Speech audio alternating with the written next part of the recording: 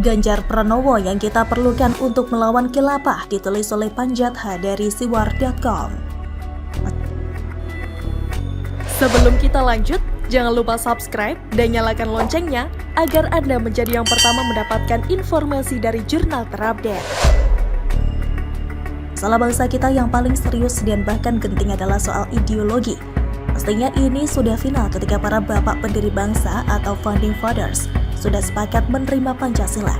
Namun di kemudian hari tetap saja ada pihak atau kelompok yang tidak rela.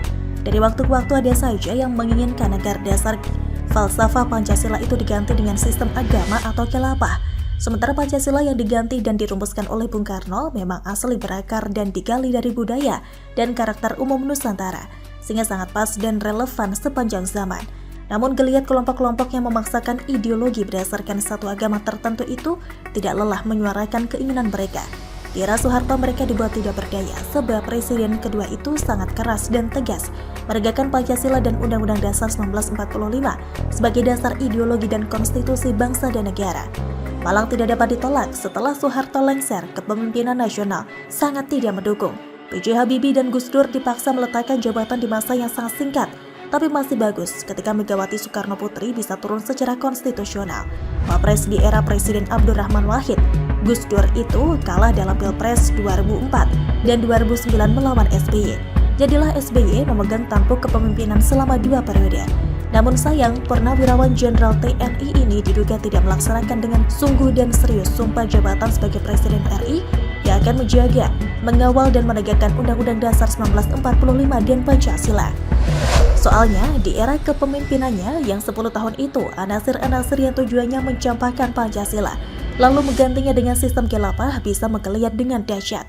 Tampak sekali ada pembiaran sampai kelompok ini bisa menyelenggarakan acara akbar di Stadion Utama Bung Karno. Mereka juga sempat dengan riang memanfaatkan RRI dan TVRI. Tapi datanglah Jokowi yang menggantikannya pada tahun 2014. Lambat tapi pasti, Presiden ke-7 yang berlatar belakang sipil itu memperlihatkan sikapnya yang tidak mau tunduk atau nurut pada kemauan pengusung khilafah yang diboncengi ormas-ormas berbasis agama berpaham radikal. HTI sebagai organisasi yang sudah tegas ingin mengkhilafahkan NKRI dibubarkan pemerintahan Jokowi.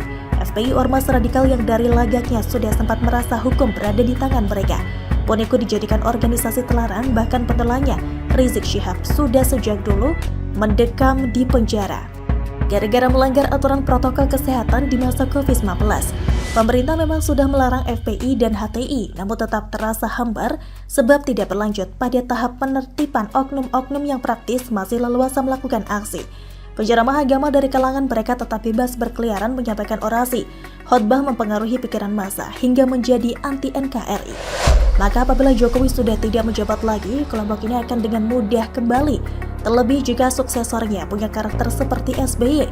Soal organisasi yang sudah dibubarkan bisa saja didirikan secepat kilat, sebab modal mereka relatif masih utuh. Masa simpatisan tetap eksis dan bahkan bertambah dengan aktif dan leluasannya.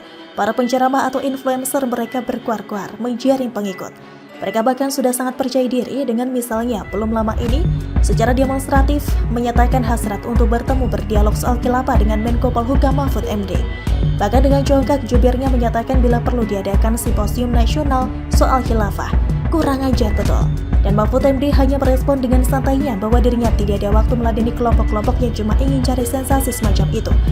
Mahfud MD jelas salah besar sebab mereka tidak lagi sekedar ingin mencari sensasi. Mereka nekat melakukan aksi semacam itu pasti sudah dilandasi berbagai macam perhitungan berdasarkan situasi dan kondisi yang menurut mereka sudah matang. Sebagai Menko Polhukam, Mahfud MD seharusnya menyikapi itu dengan serius, semisal meminta jajarannya untuk melakukan penyelidikan terhadap sosok-sosok yang dengan pedenya menampilkan diri untuk mengajak dialog itu. Memang apa yang hendak didialogkan? Minta supaya dasar ideologi negara diubah, ini tergolong makar. Mereka seharusnya ditangkap dan dipenjarakan. Dengan dibiarkannya mereka berulah semacam itu, artinya langkah selanjutnya, skenario ke depan sudah siap mereka mainkan. Apa dan bagaimana kita tentu tidak tahu. Tapi yang jelas sengaja tampil di publik sambil mengajak dialog Mahfud MD untuk menyoal Pancasila itu sudah mengandung ancaman serius bagi bangsa dan negara ini. Tragisnya negara dan aparat tidak melakukan apa-apa untuk mengcounter. Sikap pemerintah yang masa bodoh itu sama dengan memberikan lampu hijau. Upaya kelompok-kelompok itu untuk mempercepat keinginan dengan cara menjatuhkan pemerintahan Jokowi di tengah jalan Sepertinya memang sulit, tapi jangan lupa 2 tahun lagi Jokowi akan lengser secara konstitusional lewat Pilpres. Dipastikan bahwa kelompok-kelompok yang asli cuma mengincar kekuasaan dengan membonceng agama itu pun sudah pasang ancang-ancang dan strategi.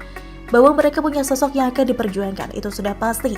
Dan bukan tidak mungkin sosok itu ada di antara yang muncul di survei-survei. Kita sudah paham di antaranya ada yang pragmatis, dengan misalnya diam-diam ingin mendapatkan dukungan dari kadrun itu. Masa bodoh yang penting dapat kekuasaan.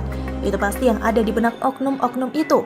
Namun ada satu sosok yang memberi harapan yang kita yakini tidak sama dengan mereka. Itulah Ganjar Pranowo, Gubernur Jawa Tengah yang menurut survei terbaru, elektabilitasnya sudah mengungguli Prabowo Subianto yang selama beberapa tahun terakhir selalu nangkring di atas. Sejauh ini Ganjar selalu menampilkan dirinya sebagai sosok nasionalis sejati yang teguh pada Pancasila, Undang-Undang Dasar 1945, serta kebinekaan. Pembawaannya yang berakyat mengisyaratkan suatu kemiripan dengan gaya Jokowi. Namun di atas segalanya, dia diharapkan memiliki nyali untuk menyatakan tidak terhadap gerakan-gerakan inkonstitusional atau yang kita namakan sebagai pengasuh khilafah. Sosok inilah yang kita perlukan untuk melawan khilafah. Bagaimana menurut Anda? Mulai terbongkar, Welny Pitopan, ex-relawan FPI diduga pelaku yang lucuti celana Ade Armando, ditulis dari berbagai sumber. Sebelum kita lanjut, jangan lupa subscribe dan nyalakan loncengnya agar Anda menjadi yang pertama mendapatkan informasi dari jurnal terupdate. Akhirnya ada petunjuk mulai mengarah ke titik terang tentang sosok pria dengan rambut pirang yang lucuti celana pegiat media sosial dan dosen UI Ade Armando saat dianiaya di depan gedung DPR pada 11 April 2022 lalu. Pria berambut gondrong pirang yang menjadi masuk DPO atau daftar pencarian orang sekaligus disayembarakan oleh tim penasihat hukum Ade Armando bagi siapa yang bisa memberikan informasi tentangnya akan diberi imbalan 50 juta rupiah itu diduga bernama Welny Pitopan alias Denny Gawel. Adalah unggahan dari akun Twitter Drezi atau @drezi08 yang mencoba menguliti sosok pria berambut gondrong pirang diduga bernama Welny Pitopan Bijamsi alias Denny Gawel yang diduga kuat sebagai pria yang melucuti celana Ade Armando. Pelaku yang melucuti celana Ade Armando diduga bernama Welny Pitopan. Melalui cuitannya, akun @drezi08 menyebut bahwa Welny Pitopan Bijamsi diduga sebagai pelakunya. Terima kasih buat teman-teman yang telah meramaikan tweet saya. Hanya dengan cara blow up, maka informasi akan berkembang. Info terakhir yang beredar di tweet saya sebelumnya, ada tambahan data nama orangnya. Apakah benar Welny Pitopan? Jika iya, apakah ini Welny Pitopan Bijamsir? Tulis Drezi seperti dikutip Hops.id dari akun Twitter @drezi08 pada Rabu 27 April 2022. Diduga sebagai melucuti celana Ade Armando, Welny Pitopan mendukung Anies Baswedan dan ex-relawan FPI istimewa. Jika benar sosok tersebut adalah Welny Pitopan, maka yang bersangkutan diketahui saat ini tinggal atau beralamat di Radu Dongkel, Pemalang, Jawa Tengah. Welny Pitopan adalah ex-relawan FPI Jateng dan relawan Hilal Merah Indonesia. Jika begitu, Welny Pitopan diinformasikan atau juga pernah menjadi relawan FPI Jateng dan relawan Hilal Merah Indonesia. Sementara jika dari hasil penelusuran akun media sosialnya, Welny Pitopan juga menunjukkan dia adalah pendukung dari Partai Gerindra. Tidak hanya itu, Welny Pitopan memperlihatkan aktivitasnya dalam kaitannya menjadi pendukung Gubernur DKI Jakarta Anies Baswedan yang juga digambarkan akan mencalonkan sebagai presiden di Pilpres 2024. Namun hingga kini belum dapat dipastikan apakah benar sosok yang melucuti celana Ade Armando adalah Welny Pitopan. Namun secara sekilas memang ada kemiripan fisik dari pria yang video dan fotonya sempat beredar sebagai pelaku yang melepas Ade Armando. Terbongkar ex-relawan FPI dan Hilal Merah pria berambut pirang lucuti celana Ade Armando diduga Welny Pitopan pendukung Anies Baswedan dan Gerindra. Twitter @drezi08. Diberitakan sebelumnya Ade Armando telah dianiaya bahkan sampai hampir telanjang karena dilucuti celananya oleh massa saat aksi demo mahasiswa di depan gedung DPR pada 11 April 2022. Sampai kini beberapa pelaku pemukulan dan penganiayaan Ade Armando telah ditangkap dan dijadikan tersangka. Namun pria yang melucuti celananya belum bisa tertangkap. Sebelumnya juga pada Senin 25 April 2022 akun Twitter @j_jailbreaker sempat memposting foto seorang pria berambut pirang dan mengenakan baret yang juga memiliki ciri fisik mirip pelaku pelucutan Ade Armando.